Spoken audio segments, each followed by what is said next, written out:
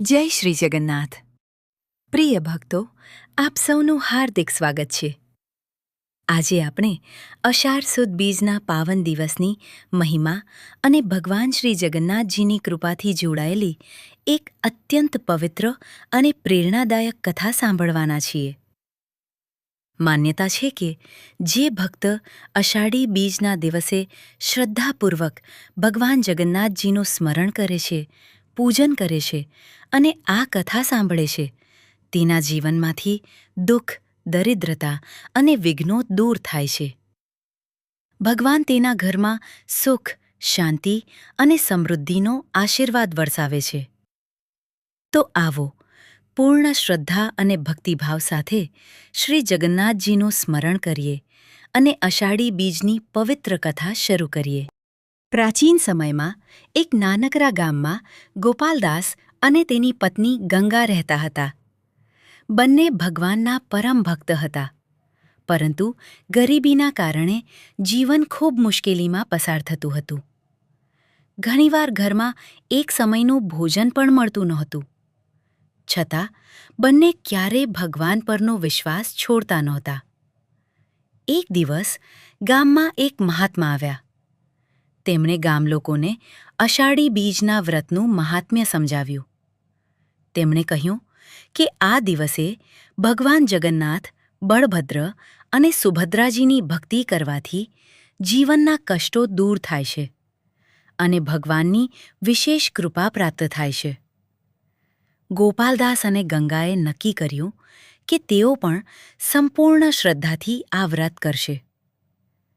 અષાઢી બીજના દિવસે વહેલી સવારે સ્નાન કરીને ઘર સાફ કર્યું. ભગવાનનું સુંદર આસન તૈયાર કર્યું. ફૂલ, તુલસી, ધૂપ, દીપ અને ફળથી પૂજન કર્યું. આખો દિવસ ભગવાનનું નામ સ્મરણ અને ભજન કરતા રહ્યા.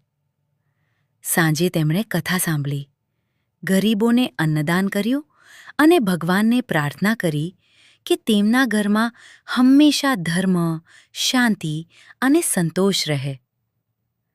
થોડા જ મહિનાઓમાં તેમના જીવનમાં પરિવર્તન આવવા લાગ્યું.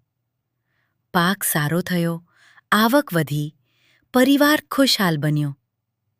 પરંતુ સૌથી મોટું સુખ તેમને મળ્યું તે હતું ભગવાન પરનો અડગ વિશ્વાસ.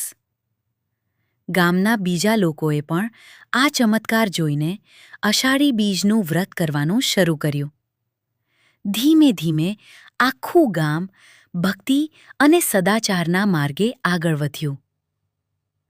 આ કથા આપણને શીખવે છે કે ભગવાનને ધનથી નહીં, પરંતુ સાચી શ્રદ્ધા, ભક્તિ અને સારા કર્મોથી પ્રસન્ન કરી શકાય. અષાઢી બીજના દિવસે જ ભગવાન જગન્નાથજીની નગરયાત્રા કેમ નીકળે છે? જય શ્રી જગન્નાથ. ઘણા ભક્તોના મનમાં પ્રશ્ન થાય છે કે આખા વર્ષમાં ઘણા શુભ દિવસો આવે છે, તો પછી અષાઢ સુદ બીજના દિવસે જ ભગવાન જગન્નાથજીની રથયાત્રા અથવા નગરયાત્રા કેમ નીકળે છે? તેનું કારણ ખૂબ જ સુંદર અને ભક્તિભાવથી ભરેલું છે. એક લોકપ્રિય કથા અનુસાર એક દિવસ ભગવાન શ્રીકૃષ્ણની બહેન સુભદ્રાજીએ પોતાના ભાઈઓ શ્રીકૃષ્ણ અને બલરામજીને વિનંતી કરી કે મને દ્વારકા નગરી જોવાની ખૂબ ઈચ્છા છે. હું મારા પ્રિય ભક્તોને મળવા અને નગરના દર્શન કરવા માંગુ છું. બંને ભાઈઓએ બહેનની ઈચ્છાનો માન રાખ્યો. તેમણે ભવ્ય રથ તૈયાર કરાવ્યો અને સુભદ્રાજીને વચ્ચે બેસાડીને પોતે બંને બાજુ બિરાજમાન થયા.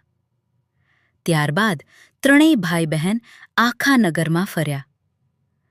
રસ્તામાં હજારો લોકોએ ફૂલોથી સ્વાગત કર્યું, જયઘોષ કર્યો અને ભગવાનના દર્શન કરીને ધન્ય બન્યા. આ પ્રસંગ ભક્તિ, પ્રેમ અને પરિવારના સ્નેહનું પ્રતીક બની ગયો. ત્યારથી આ ઘટનાની યાદમાં અષાઢ સુદ બીજના દિવસે ભગવાનની નગરયાત્રા કાઢવાની પરંપરા શરૂ થઈ હોવાનું લોકમાન્ય છે.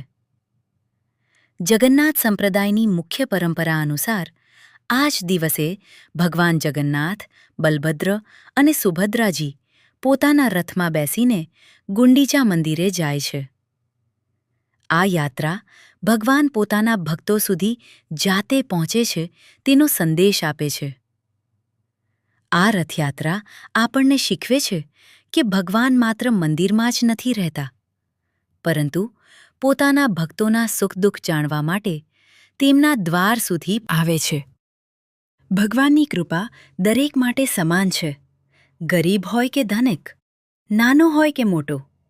તેથી અષાઢી બીજના દિવસે ભગવાનની નગરયાત્રા નીકળે છે અને લાખો ભક્તો જય જગન્નાથના નાદ સાથે રથ ખેંચીને પોતાને ધન્ય માને છે. ભક્તો, જો તમને અષાઢી બીજની આ પવિત્ર કથા પસંદ આવી હોય તો ભગવાન જગન્નાથજીનું નામ જરૂર લખજો.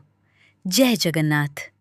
ભગવાન જગન્નાથજી આપ અને આપના પરિવાર પર હંમેશા કૃપા વરસાવે, સુખ, શાંતિ, આરોગ્ય અને સમૃદ્ધિ આપે એવી પ્રાર્થના. જય જગન્નાથ.